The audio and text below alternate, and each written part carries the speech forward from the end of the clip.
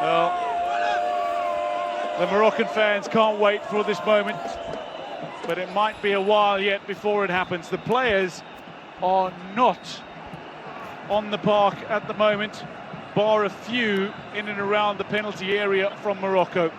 The referee waits, it seems, for indication from the general coordinator as to how this match might progress. Well, the rule says now the referee is no longer in his hands. He has to now wait.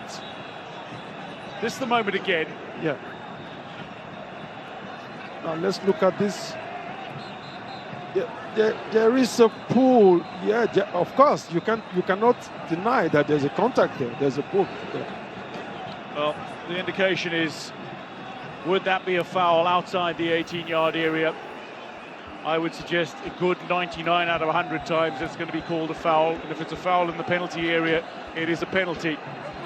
That is what the referee has decided, a penalty with only a handful of seconds remaining in added time. There are about 90 seconds remaining in added time, to be fair.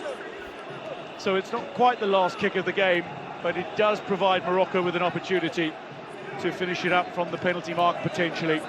Now, earlier, Senegal had the ball in the back of the net, and it was disallowed because of the contact that Sek made on Hakimi. Yes. And you can see the outstretched arm that got Hakimi off the way. And in this other action here too, you can also see the outstretched arm of the Senegalese player also pulling the Moroccan player down. So now the question is it decisive enough to have stopped, to have impeded the progression of the player? That is for the referee to decide, and that's why he went to the VAR to check that out. Well, the respective coaches are on the field of play for now. Regragui and Cho, they're making their way off. The referee is ushering them to the sideline, and they look to be an embrace between Hakimi and Cho. And now Hakimi is looking to keep Regragui away from Cho as they come towards the centre line. Again, Hakimi is looking to try to prove peacemaker, it seems. The managers have to stay calm. The managers have to keep the players calm. Well, from a Senegal perspective, the players might feel aggrieved in the sense that they had the ball in the back of the net, it was disallowed, and then they had the clearance. It's been overturned and called as a penalty. You can understand where frustration might build from, but I don't believe the decisions were incorrect. I believe they were spot on. Neither do I, and that's the advantage we have today of the VAR. It is not as if there was nothing, there was no contact at all. Now the players are again being called from the park. Senegal are marching off. They're going into the tunnel. Now that is something I wouldn't advise them to do. Against the directives of the referee. That is something, if they have to go to the tunnel, it has to be a decision that the officials have to take. This is also not how you want to see an AFCON career potentially end. Sadio Mane stays and chats to a man who's coached at this tournament more than any other, Claude Leroy. No, this is a shame, because it's been a wonderful tournament and we don't need it to end like this. Mane in discussions with senior executives. The remainder of his teammates, bar a few, are in the change room already. The Moroccan players are out on the pitch. Sadio Mane, there are appeals for Sadio Mane to keep Senegal on the park, I suspect. And he's calling his players back. He's calling his teammates back. Well, I will strongly advise caution here, because this is not going to help the evening. Cho will watch on. They should stay calm now. And it looks like Edouard Mendy has been cautioned here for his little cynical bump on Anas Salehedin. So a yellow card for Edouard Mendy. Well, and a yellow card for Salah indeed as well. Now, I don't want to make a tongue-in-cheek comment here about potential extra time, but we've nearly seen 120 minutes go by. We're just into the 112th minute now. Well, what the referee will just go back to, that's why you have the fourth referee there. They'll go back to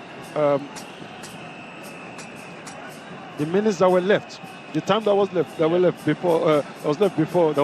before the game was stopped. And based on that, that's what it's going to do now. Now, En-Nesyri and Brahim Diaz are having a conversation. En-Nesyri, with a chance to become the only Moroccan player to score in 5 Africa Cup of Nations tournaments, has handed the ball to the tournament's leading scorer, Brahim Diaz, who lines up. Brahim Diaz, who scored in 5 successive matches to start. Against Comoros, against Mali, against Zambia, against Tanzania, and against Cameroon in succession. Brahim Diaz, tournament's leading scorer with 5, up against Edouard Mendy, the focused man from Real Madrid, up against Al Ahly goalkeeper Edouard Mendy, a Champions League winner in Europe and in Asia, and a winner of AFCON in 2021 edition. Edouard Mendy is just signalling something to the referee, and Sadio Mane has come over to have a discussion. There seems to be something going on. Brahim Diaz remains focused as ever.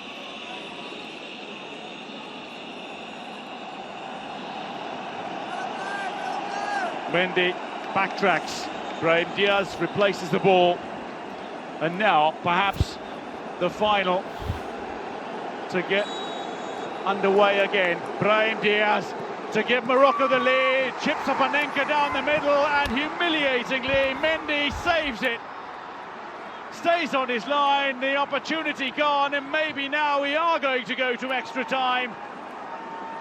Robert roars and erupts, but for a very different reason than the one they considered they might. Now this is how do you explain this? At such a moment, this is not a time to try to play Panenka.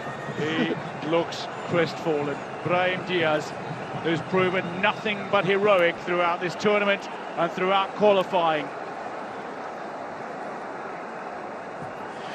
Well, at the moment of crisis, at the dawning hour, Brahim Diaz tried a Panenka. It didn't fool anyone. We're going to extra time on beIN Sports.